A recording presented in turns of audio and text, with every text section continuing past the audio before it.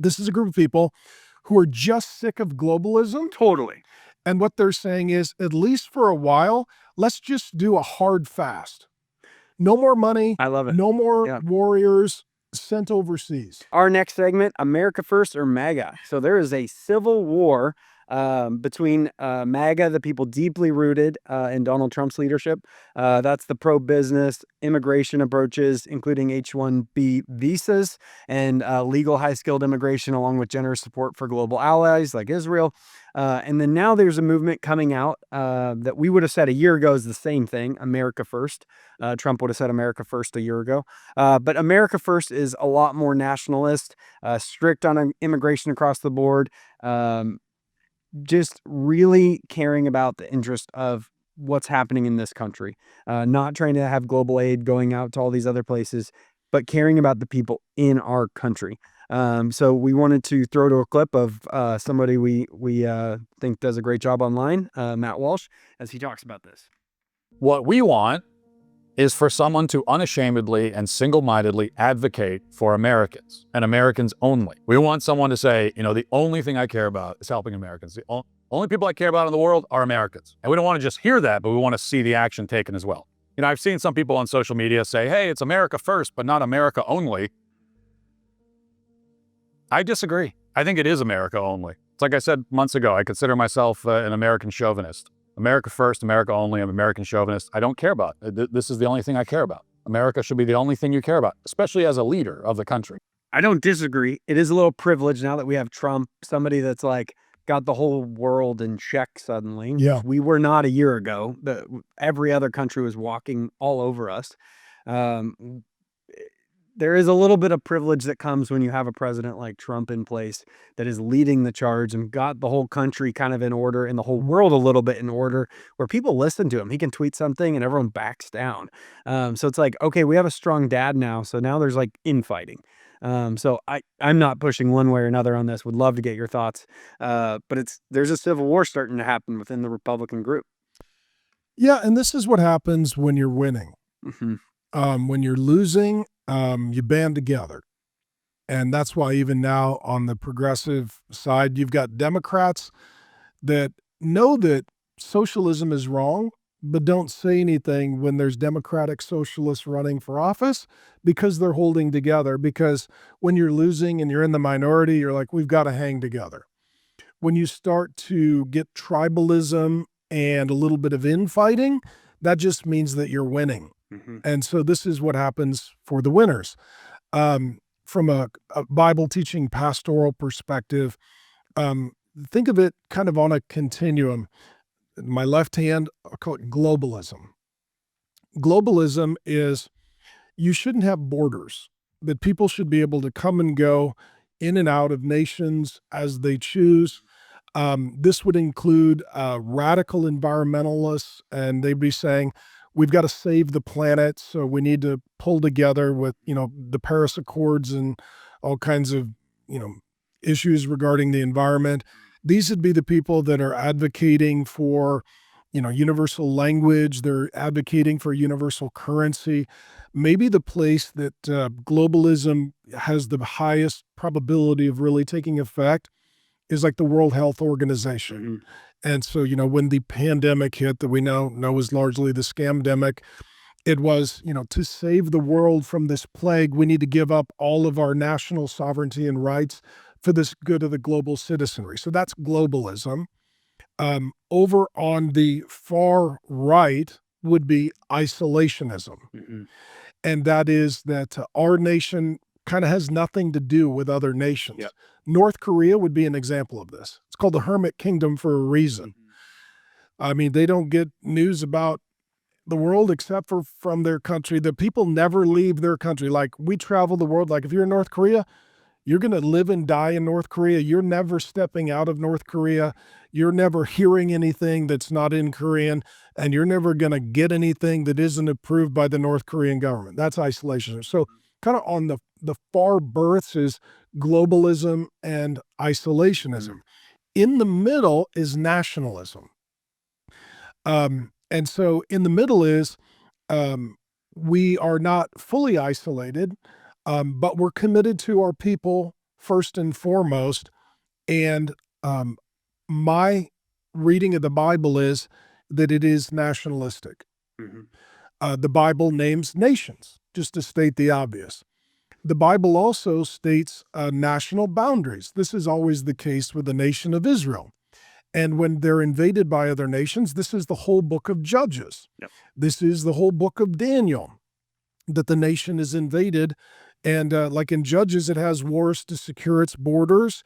In the book of Daniel, it's invaded and they're taken captive into Babylon, and it's a sin and it's an evil. And so there are nations, and those nations do have boundaries, and there are wars that sometimes God even not only endorses, but he commands for nations to rise up against other nations to protect their borders. So just from a very high level view of the Bible, it's about nationalism. The first attempt at globalism, I've taught this before, is back in Genesis.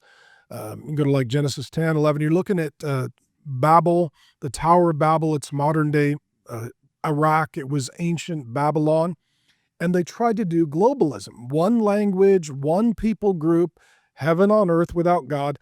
God scattered the people into nations, and he confused their languages. God said no to globalism. Depending upon how you read the Bible, at the end, Satan says yes to globalism.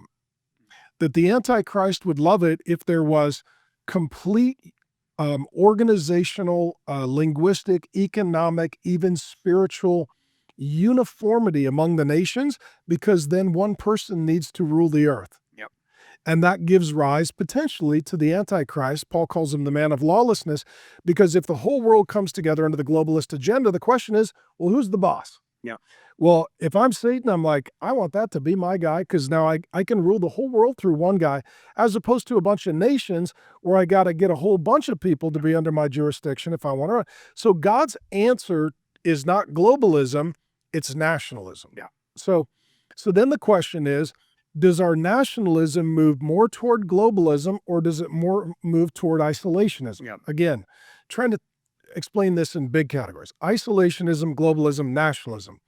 Those who are more America first, they're saying, let's do nationalism, America first. But there are times that we need to send foreign aid to help allies. There are times that we need to get involved in foreign wars because of allies. It's like, if you help us today, rather, we'll help you today, you'll help us tomorrow, or we have a common enemy. Yeah. So like Iran just keeps being determined to be a nuclear nation, and they're constantly screaming, death to Israel, death to America. Well, then it'd be like, well, then let's help the nation of Israel fight Iran, because if Iran defeats Israel, they've already told us they're coming for us next. Yeah. So I'd rather shoot them at the neighbor's house than at my house. Yeah. Isolationism is, let's not send any money internationally and not engage in any military conflict globally. You do you and we do we. The problem becomes when you have international trade. That's what I was going to say. Like, I think people are oversimplifying Trump's position. So you talk about you would never like become a senior pastor of a church or take a building or anything if you need to come under a new board. The problem with the presidency and how we run our government is every 4 years it trades out. And so you're inheriting decades, centuries of decisions that you didn't make. And accords and agreements, and it's a house of cards with all these relationships and allies. And yep, we should be nationalist America first. Let's just pull out of everything. Let's just do our thing. Well, you could start World War III. Mm-hmm. Easily. You could cripple a nation easily. It's not like we're going to just doge all the nations. They're pretty complex relationships, right? Yeah, well, this is what this is this is a group of people, and I actually appreciate Matt Walsh quite a bit. This is a group of people who are just sick of globalism. Totally. And what they're saying is, at least for a while, let's just do a hard fast. No more money. I love it. No more warriors sent overseas. So true or false? Trump could 100% agree with that, and can't do it yet. And what I would say is, if you're talking about a version of isolationism for a season, and then a return to America first, not America only, I could buy into that, because like the questions I mean, just practically that many are having is like, why do we keep sending money to Ukraine with nothing in return? Totally. Like, can we get minerals? Yeah. Can we get something? I mean, yeah, you're just sending money. Like Afghanistan, like, why were we in Afghanistan? And then the way we left Afghanistan is repugnant to every veteran who has served, and especially those who have given their lives. We're in Iraq. Like, why were we in Iraq? We don't need to be in Iraq. Like, we need to secure Iraq. Why do we need to secure Iraq? When I was 18, I got a call from a military recruiter, and he was like, "You want to join?" Blah blah blah. He was making his pitch, and I was like, "If you can tell me why we're in Afghanistan right now, clearly, I will join today." And he was like, "Oh, I've never really been asked that. I guess." And he like randomly, I don't know, dude. I don't get paid enough to know that. And I was like, well, I'm not joining a war if you can't tell me what we're doing. Yeah. And Trump inherited a lot of things. I think it's pretty hard because you can't plan for decades. You can't plan. A king would plan for centuries. And there's all these, king's protests and everything. I'm not advocating for a kingship, but there's a benefit when you're planning for decades and centuries. This is why we're having a problem with China and Russia. Mm-hmm. Because, if you're Putin, you're like, I'm just going to wait 4 years Totally. and see who the next guy is. I just need a week. Yeah, I need a Kamala Harris. So, there. part of America, we're, every 4 years we're having an election, which means the first year you're getting your cabinet and your team up to speed. The last year or two, you're running your campaign, which means you get a year or two of actually governing. And if they exert enough lawfare, they can just stonewall you and it's over. And that's American gridlock and expense. And so, like China, I mean, they're thinking generationally. And, if you get to be a leader who gets a 30, 40, 50-year run, you're in a much stronger, better position. And so I'm not saying that our form of government is wrong, but every form of government has its downside and liability. And so, for the America-only people that are leaning more toward isolationism than just pure nationalism, I get it. It's like somebody who's obese and it's saying, you don't need to change your diet. You need to go on a 20-day fast. Yeah, I agree. You need to fast for 20 days and then set your new diet. Yep. They're looking at the globalist agenda, the money, the wars, the loss of life, and just saying, you know what?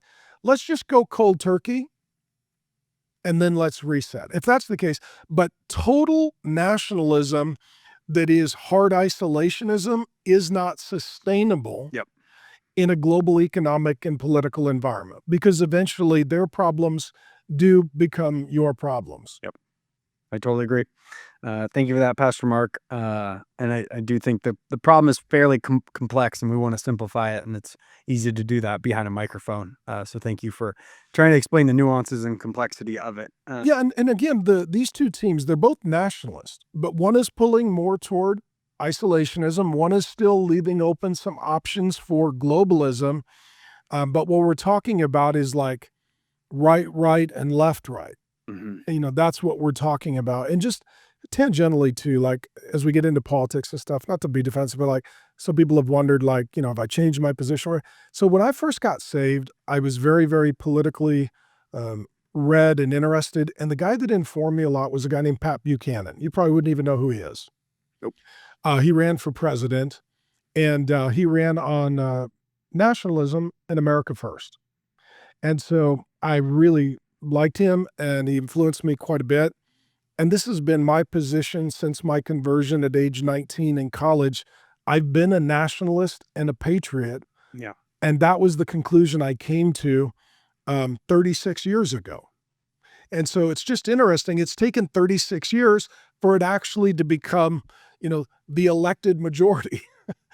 And so I've been waiting a long time, and it would just be nice if, whether you're a little to the right or a little to the left, if you are a nationalist, that we don't shoot each other. Yeah. Because that's what those who are fully isolationists and fully globalists would want. They'd like us to empty out the center so that we only had it was either North Korea or open borders Bidenism. And the truth is, we don't want to live in either of those Americas. No. And I think I appreciate RFK's example. He was running for president. He had a lot of great views, some bad ones. But he was able to throw in with Trump and be a supporter of Trump because he could live out God's calling for his life in a different way than he thought, but he could do it alongside a guy that seemed like it was going to win. And so it's kind of like, can we do a lot more good by not critiquing each other and trying to live into it together, and try to make changes over time? Or do we want to just have a lot of infighting? And when you read X right now, you go on Twitter, it is wild. Christians are fighting with Christians, Republicans are fighting with Republicans, and the liberals are just nowhere. So it is a very interesting day and age we're in right now. I think everyone's just like, let's just let them self-destruct. And I think we are a little bit. Thanks for watching this video. It's a great honor to help you learn the Bible. Go ahead and subscribe to the channel, and I promise you there'll be more to come.